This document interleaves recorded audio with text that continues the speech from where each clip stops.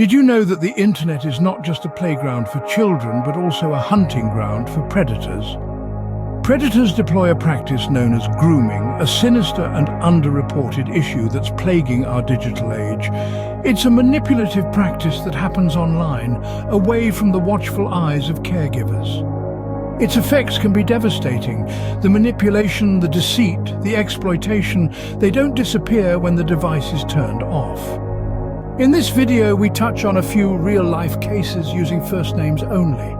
Being aware of this chilling reality is the first important defense for parents and caregivers. Meet Sarah, a 13-year-old who was groomed online by a predator posing as a friend. Day after day, he built a relationship of trust and emotional dependency, each compliment and shared secret chipping away at her natural defenses. She began to isolate from her family, her grades dropped, her behavior changed. Sarah's story is one of millions. Now let's talk about Haran, a 10-year-old boy who was lured into sharing explicit photos online. Haran was a curious kid, full of energy and enthusiasm for his online games, until a predator found him online. They exploited his innocence, manipulated his trust, and coerced him into a situation he couldn't get out of. Haran felt trapped. He became depressed and deeply ashamed before help was provided. Another case involves Amir, a 16-year-old boy who was targeted online by a predator exploiting his struggle with his sexual orientation.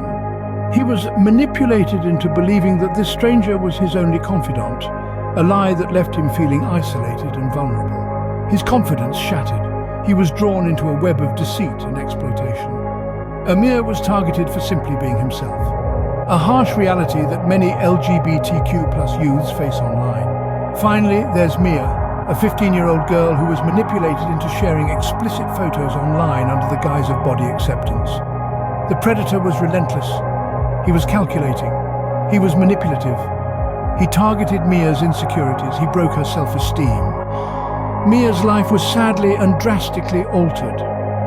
Mia suffers daily consequences from her ordeal. She is frightened being alone, even during the day. She will need many hours of professional help to heal. These stories are chilling, but they're far from isolated incidents. Parents and caregivers must understand that online grooming is a rampant issue, affecting thousands of children daily. We need to educate ourselves first. Then we must educate others. You have a duty to prepare your children and their defenses.